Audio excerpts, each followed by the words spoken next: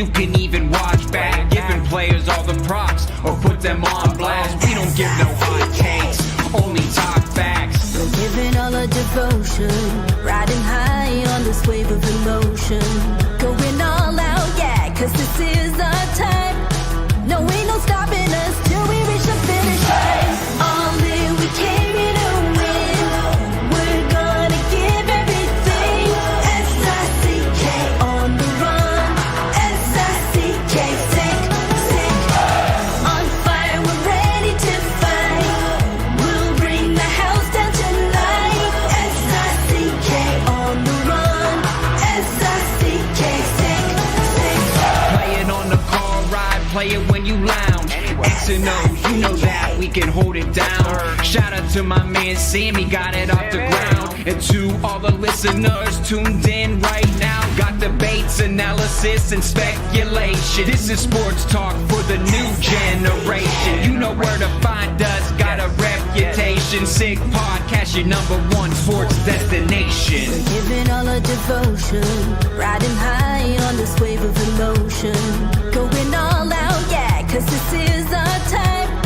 No, ain't no stopping us till we reach the finish line. All in, we came here to win. We're gonna give everything. S-I-C-K on the run. S-I-C-K, sick, sick. On fire, we're ready to fight. We'll bring the house down tonight. S-I-C-K on the run. S-I-C-K, sick, sick. S-I-C-K, it's the sickest podcast. Tune in for the audio, or you can even watch back. Giving players all the props or put them on blast. We don't give no hot takes, only talk back. S-I-C-K, S-I-C-K, S-I-C-K, S-I-C-K, S-I-C-K, S-I-C-K, S-I-C-K. all in, we came here to win. We're gonna give everything. S-I-C-K on the run. S-I-C-K, sick, sick. S-I-C-K, it's the sickest podcast. Tune in for the audio, or you can even watch back. Giving players all the props or put them on blast. We don't give no hot takes, only talk facts. We're giving all our devotion, riding high on this wave of emotion. Going all out, yeah, cause this is our time. No, ain't no stopping us till we reach the finish line. All in, we came here to win. We're gonna give everything. S-I-C-K on the run. S-I-C-K, sick, sick. On fire, we're ready to fight. We'll bring the house down tonight. S-I-C-K on the run. S-I-C-K, sick, sick. Play it on the car ride, play it when you lounge. X and O, you know that we can hold it down. Shout out to my man Sammy, got it off the ground. And to all the listeners tuned in right now, got debates, analysis, and speculation. This is sports talk for the new generation. You know where to find us, got a reputation. Sick podcast, your #1 sports destination. Giving all our devotion, riding high on this wave of emotion. Going all out, yeah, cause this is our time. No, ain't no stopping us till we reach the finish line. All in, we came here to win.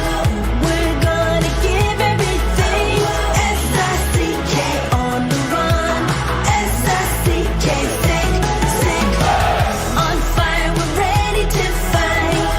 We'll bring the house down tonight. S-I-C-K on the run. S-I-C-K, sick, sick. S-I-C-K, it's the sickest podcast. Tune in for the audio, or you can even watch back. Giving players all the props or put them on blast. We don't give no hot takes, only talk back. S-I-C-K, S-I-C-K, S-I-C-K, S-I-C-K, S-I-C-K, S-I-C-K. Turn up your volume. Because you're about to listen to The Sick Podcast. The Eye Test with Pierre McGuire and Jimmy Murphy. The Stanley Cup winning Colorado Avalanche. And after 22 years, Raymond Moore The sickest NHL podcast. It's gonna be sick. And welcome to another edition of the Eye Test here in the Sick Podcast Network. I am Jimmy Murphy. My co-host Pierre McGuire will join me in the latter half of this episode for our question and answer, our daily Q&A we do with you.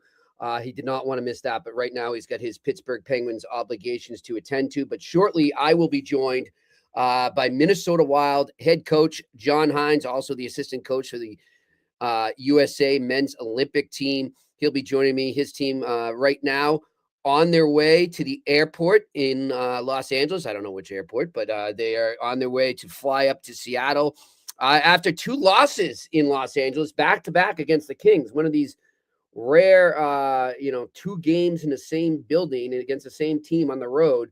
The Kings have actually done this twice where they've been able to host a team, two times. I think they're now 3-1 in that, but they beat the Wild both times, Saturday night and then last night as well. So we'll talk to Coach Hynes about that and about the season so far, the addition of Luke Hughes, and of course about Team USA and the selections and looking ahead to the Winter Olympics next month. Again, line your questions up there. If I can get to them, I'll try and ask them, but we'll see how the interview goes. But other than that, lots to talk about in the NHL right now. Last night was an interesting night in the NHL. One of the games I was focused on was that Utah Mammoth going to MSG. They get a 3-2 overtime win. But I want to watch that Rangers game closely because I had a story actually come out this morning. I had already written it, had to edit it, adjust it a little after to update stats and stuff. But also one of the updates I was not anticipating, actually two of them that I was not anticipating having to factor into the story, which discusses the fact that Chris Drury, according to an NHL source, has been looking around to make an impact move. I kind of hinted towards this last week when we were in Dublin broadcasting at the Harry Lemon. He's looking to make an impact move. If the team can't get some traction here, that could mean big player for big player, like one for one, who knows? But he wants to jumpstart this team, and he was going to see, can they gain traction from the Winter Classic? They do get another point, so that's 3 points in their last two games.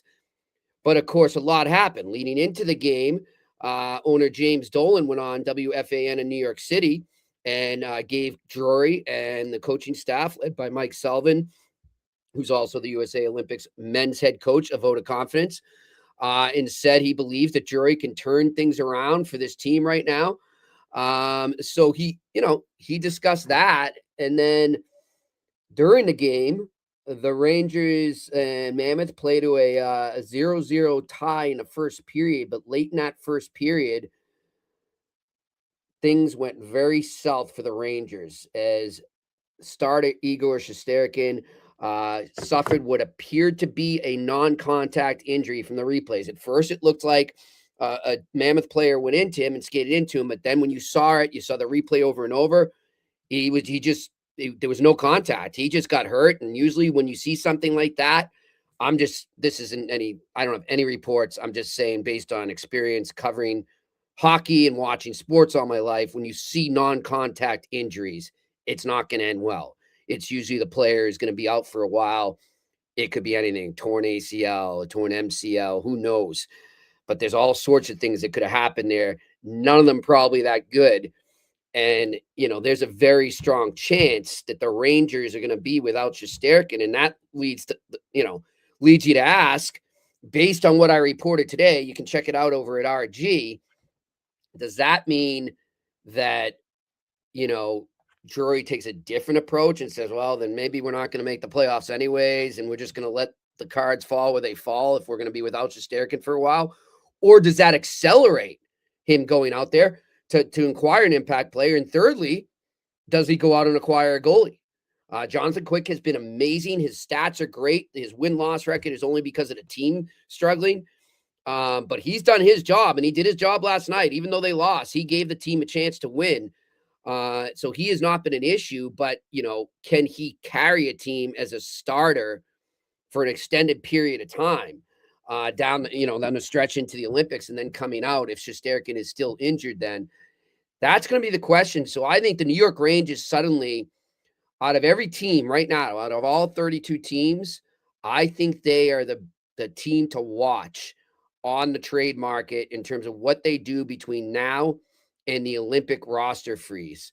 So it's going to be interesting to see, how Drury handles this, because he's in a pickle, man. I mean, this team, he didn't think that he'd be in a situation where the team on January 6th would be so well. They're not so far down the standings because the East is so jumbled up points wise. I mean, they're seventh. They're down right now. They're at the bottom of the standings. They're third to last place, but they've got 46 points, and they only trail the 8th-seeded, the second wild card spot, Pittsburgh Penguins, who are at 49. They only trail them by 3 points. So things, as we've seen all season, these things can flip-flop. I mean, look at the Buffalo Sabres, who, again, are now out of the playoff, not race, but out of the playoff spot. But, based on where they were a month ago, you thought they were going to be a lottery team. So it's just anything can change. And that's why you have to wonder, like, even with Shesterkin out, does Drury say, so what? I'm still going for it, man. And we need to make the playoffs. And I think, Dolan's words yesterday kind of indicate you could take it two ways. It's him giving his GM a vote of confidence, but it's also him reminding his GM, hey, I'm putting full trust in you to figure this out and get this team into the playoffs, because we are not missing 2 seasons straight. That's just not going to happen. So that's an interesting team to watch as we go forward. And then last night, the other game I was looking at too was the Red Wings and the Senators, a big Atlantic Division battle there. The Red Wings beat the Senators in Ottawa 5-3. Again, goaltending struggles for the Ottawa Senators. They're still without Linus Ullmark, though he did apparently skate for a bit today, or he was in the building. I'm not sure if he skated. I shouldn't say that. Haven't confirmed that. But we don't know when he's going to be back. We just know that he's taken a leave of absence for personal reasons.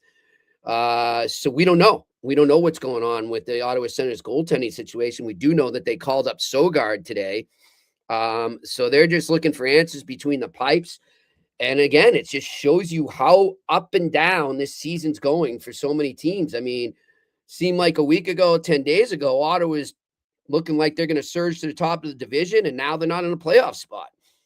So it's interesting, but they're a team I would watch. I think they do make a deal probably sooner rather than later. It looks like to me right now that the Eastern Conference, with it, like, as I said, it being so wide open, there's so much onus on the GMs. And my partner, Pierre McGuire, has been very adamant about saying it's not on the coaches anymore. It's about the general managers. It's about the pro scouts.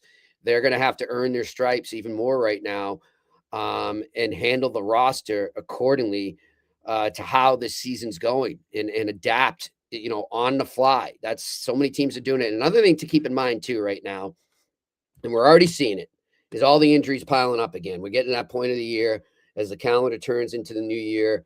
You're in the dog days, and then on top of that, games are jumbled up. You're playing a lot more back-to-backs this year because of the Olympics. So the injuries are mounting. And so that's another situation that GMs have to adapt to. And, if they want to stay in this race in the East, they're going to have to do it. It's just, they're going to have to be able to do this and really, trust their pro scouts who are out there right now, to get the right reports and identify the needs, and match them up with some guys that might be available. So that's going to be an interesting situation as we go forward here. We're still waiting, as I said, on Minnesota Wild head coach and Team USA men's assistant coach, John Hynes, hopefully joining us here. I'm just texting with him right now. I apologize. Let me just see what he's saying here. Let's see. I know he's on the bus, so he might not have reception. Okay, we'll see what happens there, but we will hopefully get him on shortly. Of course, John Hynes actually grew up right where I'm living now. I live in Providence. He grew up a short distance away from here in Warwick, Rhode Island. He's well known around the hockey circles here. So we'll get, if we have time, we'll get into his Rhode Island hockey roots. And of course, he went, played at BU, long history with USA hockey as well. That's why he's one of the assistants there. So look, hopefully we can get him on, because I am looking forward to talking to him. But if you're here right now, guys, and as we wait for John Hynes, you're more than welcome to ask questions. I'll address some right now. Looking at the schedule today, and I'll get to my picks at the bottom of the hour. It's saying right now. Well, wait 1 sec. He's texting me again. Let's just see. Sorry about this.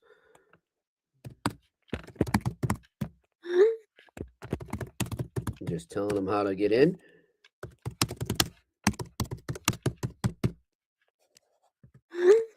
There we go.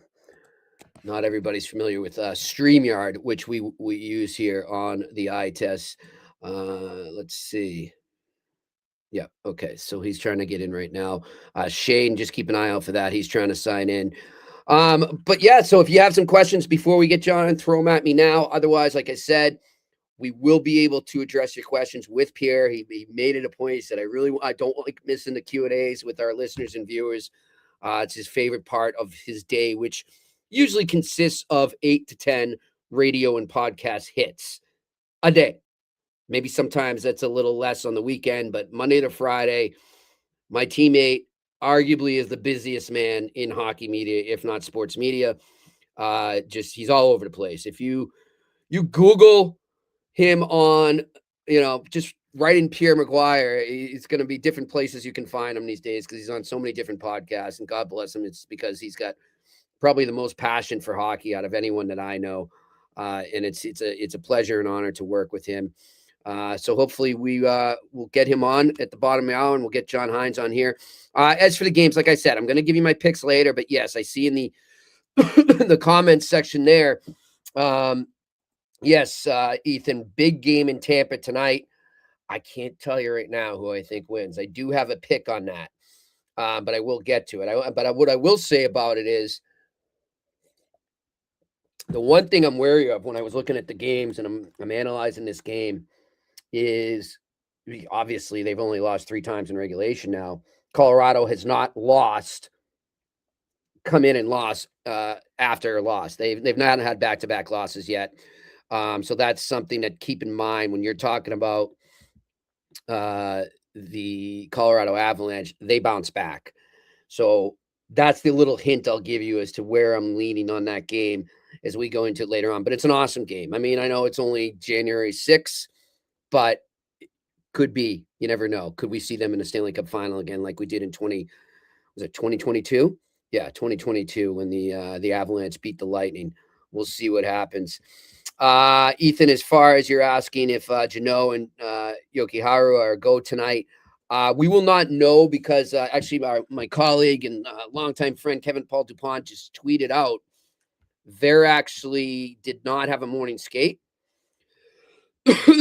Excuse me. They did not have a morning skate in Seattle tonight, because I think it might have been for travel reasons or whatever. So head coach Marco Sturm will address the media and give any lineup changes at 8:40 p.m.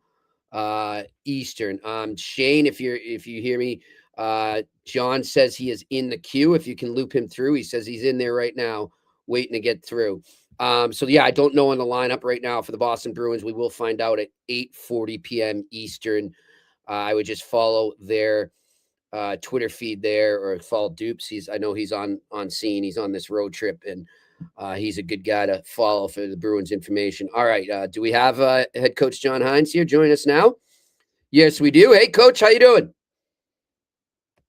Can't hear him, guys. Coach, can you hear me? Got you. Can you hear me now? Yeah, I got you now. Sounds good. Yep, we got you. All right. Appreciate it. How you doing? All right? Yes. I'm doing Good. great. I'm doing sorry for the couple different times here. We got travel issues. But anyways, I appreciate you guys having me on. No, I appreciate it. It's our pleasure. And as I was just saying to our listeners and viewers, I actually now think it's about 8 months now. I've been living down in Providence. So I'm down in your neck of the woods. I know you're from Warwick, Rhode Island, and part of the great Rhode Island hockey tradition down here.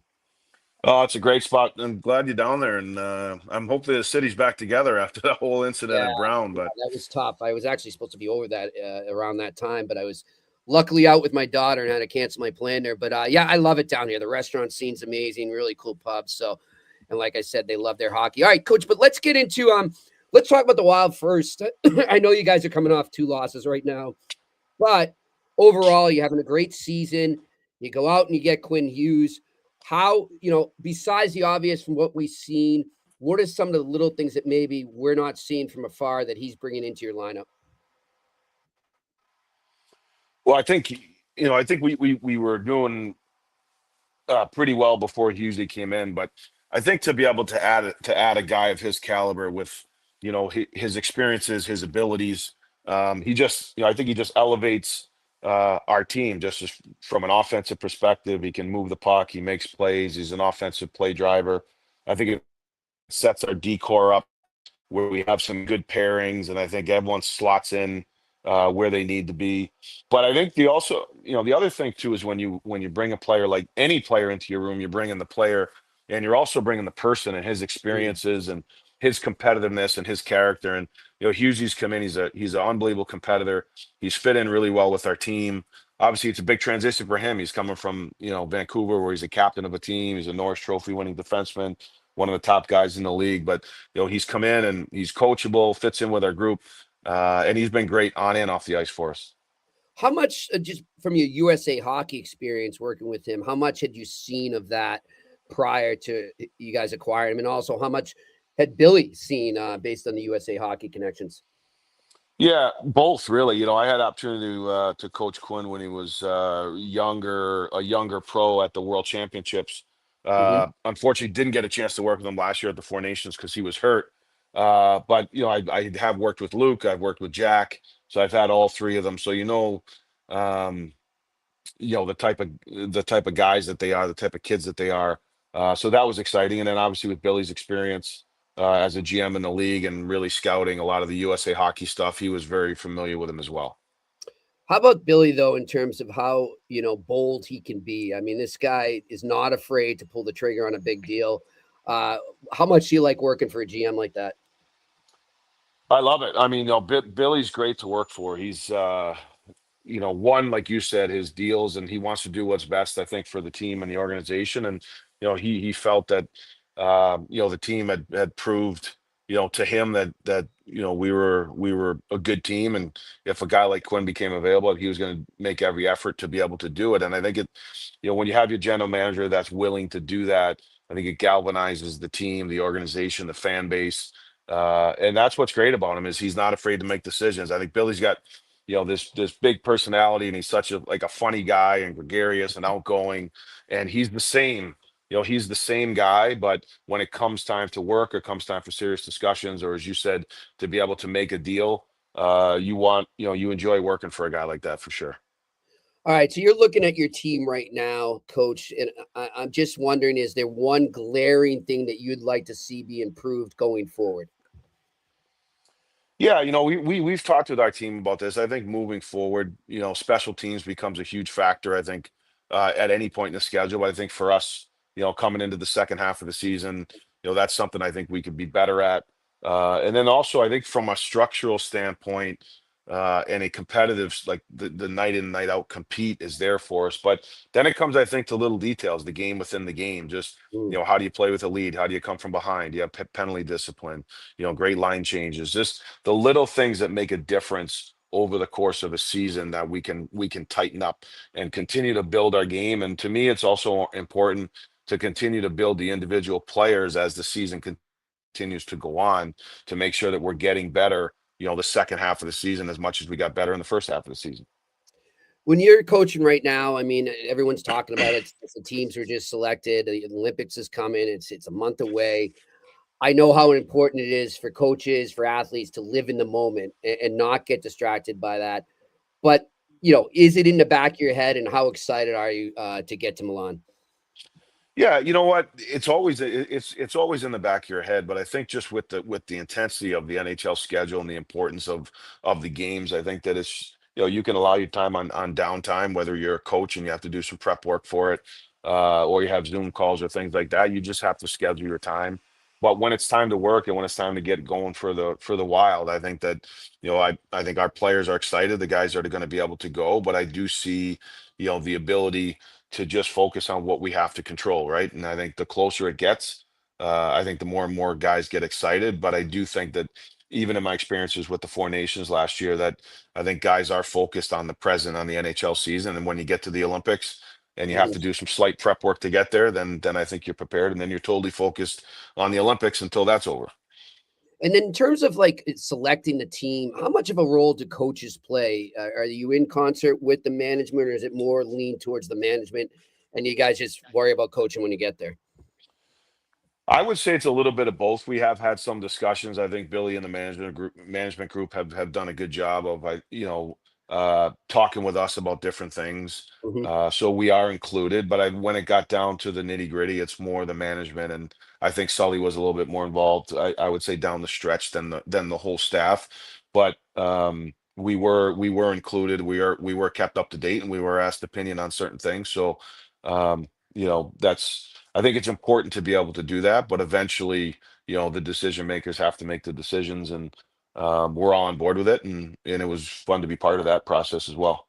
Yeah, I know it's like a short tournament, right? And I'm guessing a lot of what I'm about to say here develops organically, but can you have sort of a predetermined identity for a team in a tournament like this? Or is it something that just you get there and it happens as you practice more and then start to play?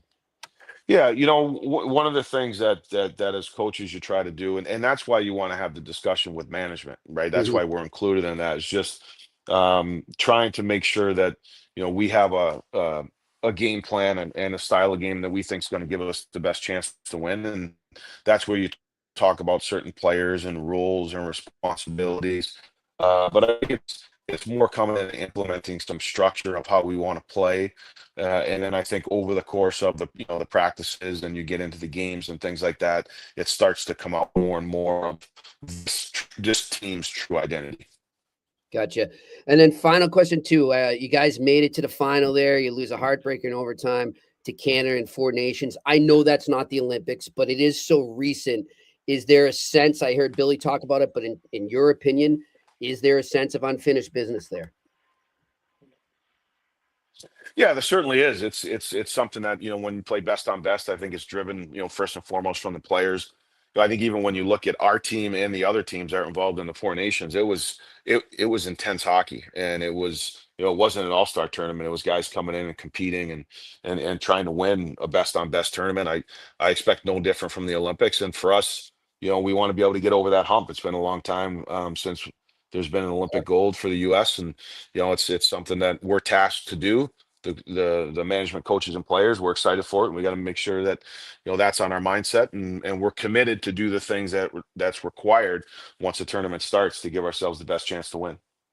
Awesome, coach. And coach, by the way, I'm back from Belfast. I was over at the Friendship Series women's hockey tournament over there, and BU came in as a heavy underdog and they won the whole thing. What is it, you guys, no matter what, whether you're underdog favorite, you always find a way to win these tournaments, specifically the team pot, huh? I know the BU, they call it the BU pot, don't they? Yeah, they It's do. They do. yeah, They still yeah. do. No, they do a good job. That's good. They got a great, the women's program has been fantastic. Yeah. I think Brian DeRozier did a great job building it, and now it continues to flourish. So it's good to see. Good stuff. Well, listen, coach, I know you got your ride up there. Get to Seattle safely, and good luck in Milan. Thanks a lot for taking the time. All right, Murph. Thanks, man. I appreciate it. All right, that's head coach John Hynes of the Minnesota Wild and assistant coach for USA men's Olympic team. Join us here on the eye test. He's a good guy. I know a lot of people. We have a lot of mutual friends, and even like I said, we're living here in Rhode Island. Sometimes I'll be out or at a P Bruins game, always meeting people that know Coach Hynes, and it's nothing but good things about him. So the Wild and USA, lucky to have him, and we appreciate him joining us here on the eye test on the Sick Podcast Network. As I said, we'll be joined shortly by my co-host Pierre Maguire, who was doing his daily hit on Pittsburgh radio. Penguins, another team. By the way, we were talking about teams to watch down the stretch, especially in the East. They're not fading. And they're really, if we talk about the trade market, and we'll get to my sponsors in a second here, but I just want to point out, we talk about the trademark and what teams might do. Like, what do you do if you're Kyle Dubas right now and you're in a playoff spot or just outside of it, and yet you're technically in a rebuild, and you've got a plethora of picks and prospects to choose from if you want to make a trade. But do you? Like, do you want to? He's already done a little, right? I mean, he went out and got Chinnikov there, but he didn't really have to pay, was it mid-level picks and Danton Heinen to get him. And that, he obviously didn't go well for him in Columbus, but the kid's still got raw talent. Maybe they can turn him around in Pittsburgh. But he's another GM I'm going to be watching closely as we get down the stretch here into the Olympics, and then again as we go into the trade deadline. So that will be something to keep an eye on there. All right, let's get to our sponsors, and I get the picks. There's a lot of games, so I've got a lot of picks for you tonight. So let's get right to it. And before we get to Betway, we always tell you about the best Italian restaurant in Montreal, Vago Italian, where they combine old world classics and new Italian dishes for over 23 years. They have private dining rooms for any occasion. As Pierre told you, his family has had plenty of parties there, and it's great. I've seen the layout. They got a great room in the back where you can go, and it's awesome. They'll treat you like kings there, so it's great stuff. And private dining rooms, like I said, they're open Monday to Saturday evenings and lunch from Tuesday to Friday. They are located at 1336 Green Avenue in Westmount. That's the Westmount section of Montreal. For reservations, call 514-846-1414. Again, that's 514-846-1414. And of course, our other wonderful sponsor, Betway, where you can still go and get that amazing deal they're offering right now and bet the beauties with Betway. So to join the action, if you're not a member yet, you can't get this deal if you are a member, but if you are one already, good on you, because it's definitely a place to go make your bets.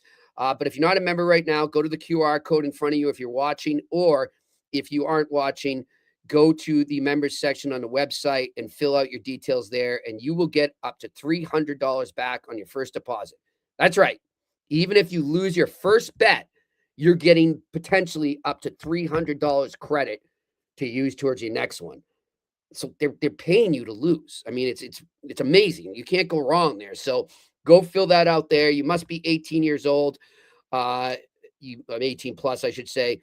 Always bet responsibly. Terms and conditions apply. And this offer is not available in Ontario yet. Of course, you can just drive over the border to Quebec or go the other way, and you can create an account there. You just can't use it once you go back into Ontario. But go do it right now, and let's get to the picks right now. Like I said, we've got a ton of games tonight. I'm going to narrow. Well, no, I've got quite a few picks. I'm going to start in Philly, where Trevor Zegras is facing his former team, the Anaheim Ducks, and of course Katagoche and the Ducks facing the team that he said, I will never play for you again. Now he's already come back to Philly and was booed mercilessly. But I'm sure that will happen again, because Flyers fans have long memories, and they're going to let him have it tonight. I think this is going to be a great game. I'm saying the draw, where you can go right now, bet the game to go to extra time at plus 310. It doesn't matter if it ends in overtime or a shootout. All it has to do is go past 60 minutes, and you get plus 310 value. I also like Trevor Zegras to score an anytime goal. I'm looking at it right now. He's at plus 255 value to get a goal against his former team. Then we're going to the game Ethan was asking about there. The Colorado Avalanche off a loss against the Florida Panthers. You don't want to face a ticked-off Colorado Avalanche. They go into Tampa Bay, who's coming home from a long road trip out west. Usually when that happens, you're a little flat to start the game on home ice. That's why, even though I think Tampa Bay still could win the game, I could even see it going to a draw. I think that's worth a bet, but you don't get as much value as usual because both teams are so good. But I love the Colorado Avalanche in the first period to take advantage of a sluggish Tampa team, and also just to let their frustration out after losing to the Florida Panthers. So give me the Colorado Avalanche at minus 125 value in the first period. Then we're going to go to Buffalo, who recently had their win streak snapped. I think the Buffalo Sabres come out flying, but I also like the Canucks in this one. I think they hang tough, and I think they force overtime against the Buffalo Sabres. Give me a draw there at plus 310 value. I'm all about the overtimes because my next game, Devils on Long Island. First off, bet Luke Hughes to get a point, plus 105. Little redemption after what happened the other night when he put 2 goals in for the other team. I also like this game to go to overtime at plus 300. So those are my picks there. A draw in the Devils at Islanders, a draw in the Canucks at Sabres, Avalanche first period, and then a draw in the Ducks and Flyers. All right, let's go right now to our Q&A. What do we got? All right, Renaissance Resistor. Who's a good comparable to Hage? Ooh, interesting. I know Pierre gave his a while back, like a couple weeks ago. I have not watched him enough, so don't like. I think Pierre would be better suited to give you a really good comparison. But I don't know why. When I watch him, he reminds me a lot of David Krejci. He's just a smart player. He's well positioned. He's always where he needs to be. He knows how to thread the needle with a pass. He knows when he has a shot, he should take it. He's just a really smart, dependable player. And if you remember, that was David Krejci. I mean, in terms of, I've been covering the game now, wow, since it's 2026. I'm into my 25th year covering hockey right now. Yikes, I'm getting old. And in my years covering the game, I think David Krejci was the epitome of a 2C. So that's what I think eventually Michael Hage becomes, is just this amazing 2C. Hey, maybe he exceeds it and becomes a 1C. I don't know, but I just think he's going to be the perfect 2C when all is said and done for the Montreal Canadiens. All right, next question. What do we got? Thoughts on Brady Tkachuk announcing his retirement from fighting? Renaissance Resistor is asking that. Renaissance, I didn't see this. Like, when was this? That, like, and what spawned that on? That's is it like just a joke or what? I have not seen that. And I don't think that Brady Tkachuk is going to retire from fighting. I just think that it's too much in his persona that I think his passion, his physicality, all leads to things boiling over. I don't know, but I'd have to see if you could hit me if you follow me up on Twitter at Murphy's Law 74. Hit me up with the reply to one of my tweets with a link to that, or hit me in a DM, and I'll talk about it tomorrow. We'll address it tomorrow. All right, next question. What do we got? Juice _ and I'm not even going to read all these crazy numbers. They change each day. We're just going to call you Juice. Thoughts on Caden Gooley potentially coming back from injury this week? Great news for the Montreal Canadiens. I don't know if it was you, Juice, or somebody else yesterday who had said should the Canadiens prioritize getting a physical? I think somebody mentioned the word Clydesdale. I'm not sure if that was you. Defenseman, to fill in, get that David Savard type guy on the blue line again. Let's see what happens now that Gooley's back, because he can be that guy. He's going to bring such a physical presence. He's going to make opponents think twice, and he can also contribute in the offensive end as well. I think you're going to see the dynamic of that blue line change a lot. That doesn't mean they won't go out and add more depth. They likely will. I mean, you can never have too many defensemen, right, heading into the playoffs. But let's see how it goes. That's huge news for the Canadiens to get him back. All right, next question. Simo, Pierre's not here, so I'll answer it for now. Just seeing if he's texting me. Pierre, do you think Bussy can be the guy for the Canes down the stretch and in the playoffs? Do you think they should add a veteran with Peter being out and Anderson being so bad this year, or Anderson likely getting hurt again, right, Simo? Because it's as certain as the sun coming up and the sun going down that Freddie Anderson's going to get an injury to 3 injuries a year, unfortunately. And I feel bad for him. He's a good goalie in my opinion, when he's healthy. I think they'll look around. I don't know what's out there. And now, obviously, the Rangers are going to be in the market for a goalie potentially. I'm not sure. But in terms of Bussy, I think he could. I think kid's been solid. He's had maybe one really bad game. And other than that, he's been great. So let's see where they go with this. Maybe they wait until the Olympics and then evaluate at that point, see if the market opens up when they come out of the Olympics to maybe go get some more depth between the pipes. But I agree with you. It can't hurt. I mean, because like I said, Anderson's always going to get hurt. All right, next question. Seamoke again. Pierre, do you think the Hawks should move Connor Murphy? Well, I never like seeing a Murphy get moved. But or should they try to re-sign him to help mentor the young D-core? Personally, I'd hang on to him. He's a good PK guy and a good bottom pair guy. I'm with you, Seamoke. I'd keep him. I think that it's a team like the Blackhawks, who, let's face it, have somewhat overachieved.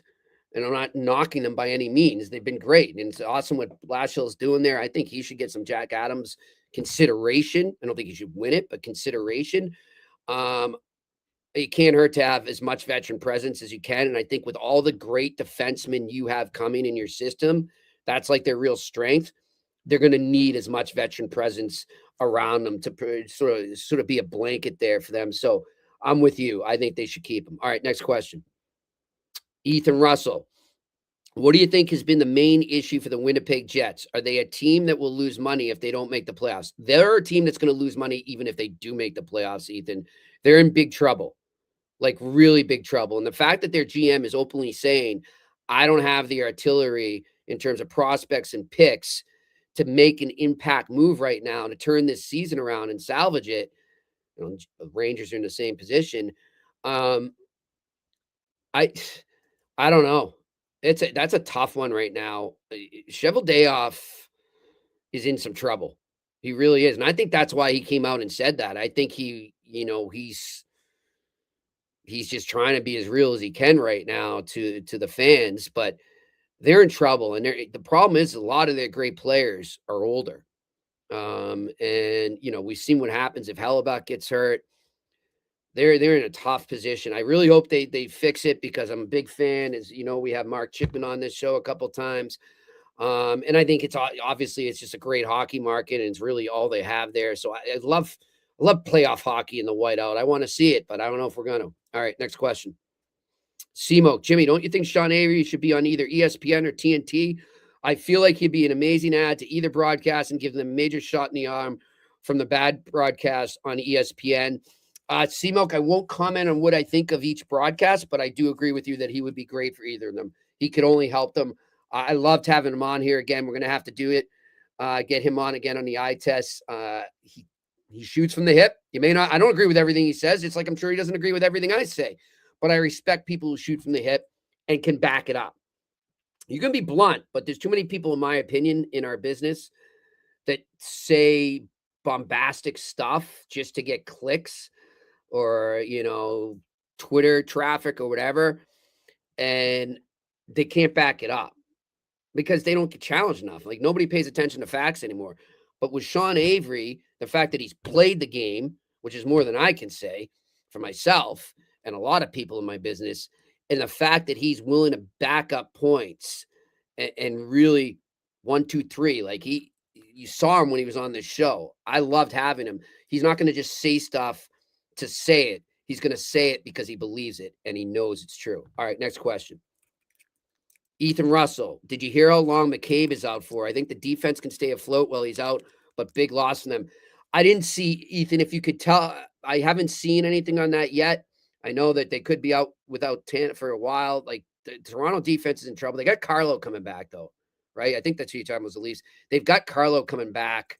We'll see what happens. I think they're a team that I'm thinking if Carlo can come back and sort of steady the ship, just kind of calm things a bit until the break, I think then they'll start to evaluate what's out there. They'll meet with their pro scouts during the break and identify who could be like a veteran D that comes in there, because they know they're going to need big bodies and guys that can play long minutes and can take the wear and tear of the playoffs. Because let's face it, when all was said and done, they got wore down by the Florida Panthers, and they know that's what's going to happen again if they don't address this. All right, next question. We got anything, or are we done? That's all we've got. All right, I guess I don't know if we're going to get Pierre. I haven't heard from him.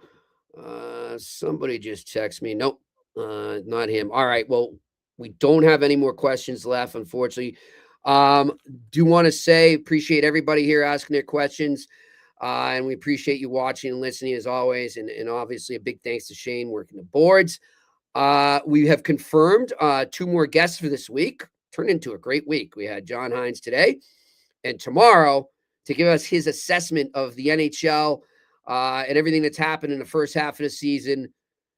The greatest coach ever, Scotty Bowman, will be on the eye test again. That's right. Scotty Bowman on the eye test again at 4:15 p.m. Eastern tomorrow. You don't want to miss that. And then on Thursday, we've got another great guest coming up. Head coach of the San Jose Sharks and another New England guy. Ryan Wasowski will be joining us for the first time here in the eye test. Head coach of the Sharks, Ryan Wasowski. It's a great story what Ryan's been through there. Go look. He's really worked and earned his stripes to get where he is. And obviously he's doing a great job with that young Sharks team. So looking forward to talking to Coach Wasowski about that. We're looking right now to book a guest for our on-campus segment. It's been a few weeks since we've done on campus. Of course, we were talking about plenty of college hockey over in Belfast, but the on-campus segment on Fridays will start up again this Friday. When I've got a guest, I will confirm it and let you know who it is. But big thanks to Minnesota Wild head coach and USA Hockey Men's Olympic assistant coach John Hynes for joining us here. And again, thanks to all of you for joining us here in the eye test as you always do. I appreciate your support, and I look forward to talking tomorrow here on the Sick Podcast Network. Until then, have a great night and enjoy the hockey. And that's a wrap. Hope you don't miss us too much until next time. Follow the eye test with Pierre McGuire and Jimmy Murphy on YouTube, Facebook, Google Play, and Apple Podcasts.